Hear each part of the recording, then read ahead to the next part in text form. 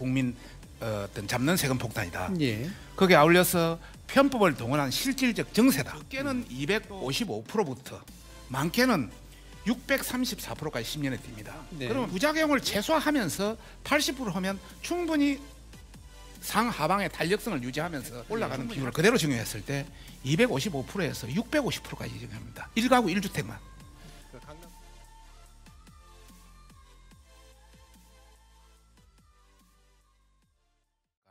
한마디로 말해서 국민자금 세금 폭탄이다. 국민 어떤 잡는 세금 폭탄이다. 예. 거기에 아울러서 편법을 동원한 실질적 정세다. 또 가렴주구 정책이다. 세금을 딸딸 걷는 가렴주구 정책이다. 그다음 공시지가별 세금 폭탄이다. 이런 게 굉장히 많이 나왔습니다. 네. 그래서 상당히 시민들이 아우성이다 이런 말씀 우선 드리고 싶고요. 일부 전문가들 사이에서도 국회 동의가 필요 없는 공시지가 현실화를 통해서 정세를 한다. 또 보여주기식인 어떤 정책이다 이런 평가도 있었습니다.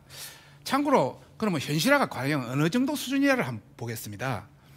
전반적으로 봤을 때 총액으로 보면은 올해 아마 보유세, 재산세, 종합부동산세 합쳐서 6조 6천억 정도 될 겁니다. 2030년에 현실화되면은 10조 원이 훨씬 늘어난 2배 이상 뛴다. 그다음에 그게 막 우리 손에 와 닿지 않기 때문에 이 아파트별로 한번 비교를 해봤습니다. 노원구, 관악구, 마포구, 그 광진구, 또 그 용산구 이렇게 쭉 한번 비교를 해보니까 적게는 255%부터 많게는 634%까지 10년에 뜁니다. 네. 그러면 연 평균 25%에서 60%까지 뛰기 때문에 이게 징벌적 가세다. 네. 이것은 1가구 1주택만 해당된 겁니다. 1가구 2주택 이거는 1000%까지 넘게 뛸 수 있다. 네. 이런 관점에서 저희들이 이제 문제 제기를 하는 것이고요. 또 다른 한 예. 점은 공시지가가 과연 90%가 현시가의 90%가 정당한가? 그 기준은 어디서 가져왔는가? 네네. 국토연구원이 조사했다는데 대만의 기준을 가져왔습니다. 그런데 대만은 공고 현가와 공시지가가 전혀 다릅니다. 공시지가는 현 거래 가격의 20% 정도만 반영해서 예. 그걸 세금을 매기는데 단순히 그 양도소득세 산정 기준인 공고 현가 90%를 가져가 잘못 기준을 완전히 적용했습니다. 그래서 정리해 주시죠. 정말 이 책임자들은 처벌받아야 될 정도다. 네. 너희들 왜 그랬느냐 물어보니까 당정에서 무리한 요구가 있어 그렇게 갈 수밖에 없었다. 네. 표프림 정책이다 이런 말씀을 우선 드리고 싶고요.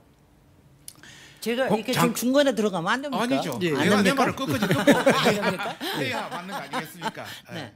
그다음에 공시가격 현실화 했는데 공시가격 현실화를 실제 가격의 90% 이렇게 공시가격 실제 공시가격이 없는 데는 부동산 가격 100%를 그대로 적용합니다. 그런 나라들은 그 우리 같은 양도소득세라든지 재산세라든지 상속세라든지 증여세 이런 게 없습니다. 서로 비교하기 좀 예. 어렵지만요.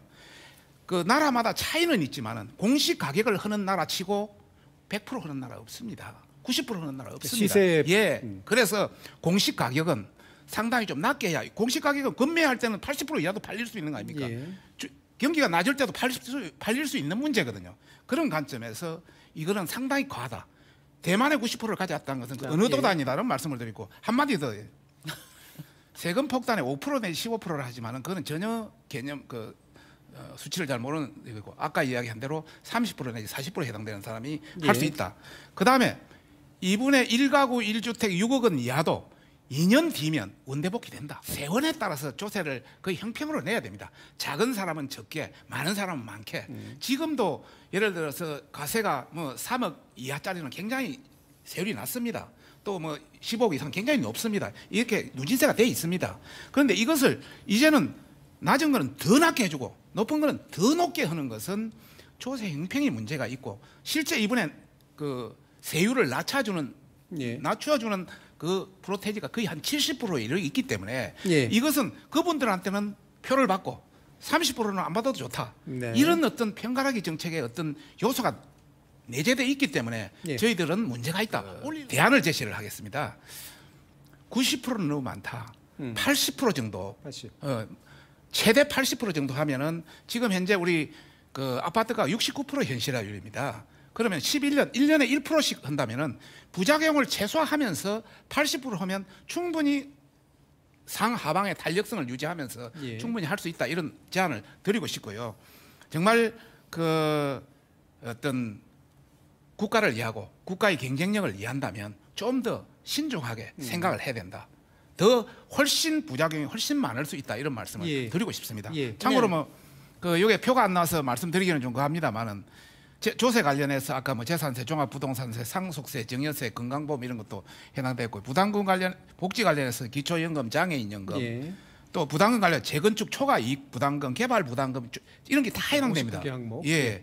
감정평가도 보상평가, 담보평가, 경매평가까지도 다 해당되는 문제가 있기 때문에 이 간단한 문제가 아닙니다. 예. 그래서 이걸 너무 쉽게 아마추어적으로 평가해서는 안 된다. 지금 1가구 1주택 예를 들어서 10억, 15억 이런 자리 사는 사람들이 대부분 은퇴한 분이 수입도 없으면서 집만 가지고 있습니다. 여기에 세금이 올라가다 보니까 부담할 능력이 없습니다. 그래서 굉장히 울상을 짓고 있다. 네. 또 그분들이 집을 팔라 해도 팔리지도 않고 팔면은 양도소득도 엄청 나오고 또 다른 집을 사면은 그 취득세 등록세에 또 거래세가 왕창 붙고 예. 또 다른 집에 가서 그 은행에 담보를 해가지고 어떤 버리려면 은행에서는 지금은 그게 안 되고 이러다 보니까 팔 수도 없고 유지할 수도 없고 이런 굉장한 문제가 있기 때문에 네.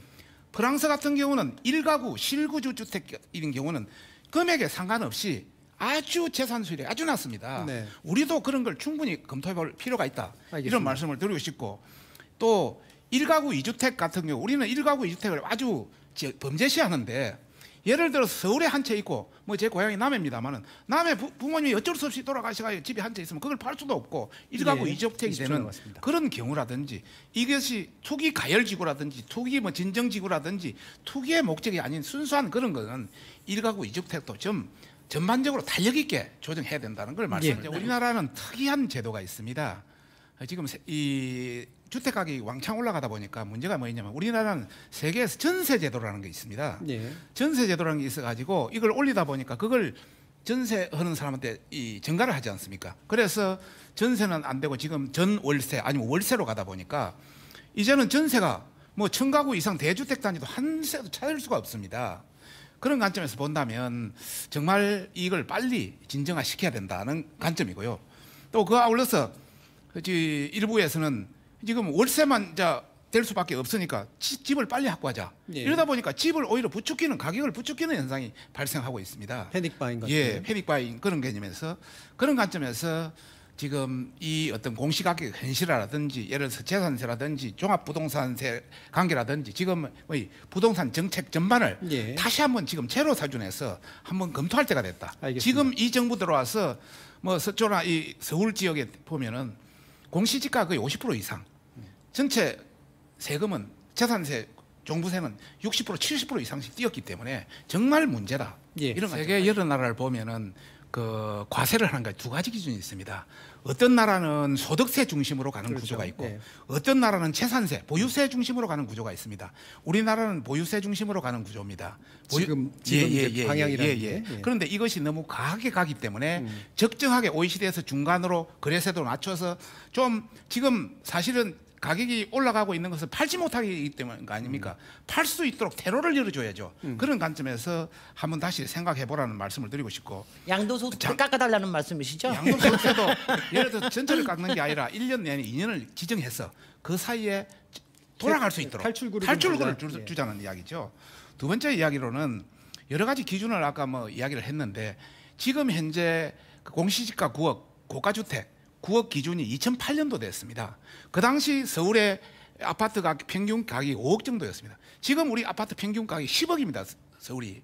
그런데 그게 그대로 고가주택에 묶여 예. 있는 것은 이거는 문제가 있다. 이것도 현실화를 좀 시켜서 12억이든 뭐 15억이든 좀 해야 전반적으로 사람들한테 피부로 느낄 수 있는 감을 줄 수 있다는 그런 말씀이시고 방금 아까 양도소득세라든지 뭐 기타 관련 이런 세목 관련해서는 예.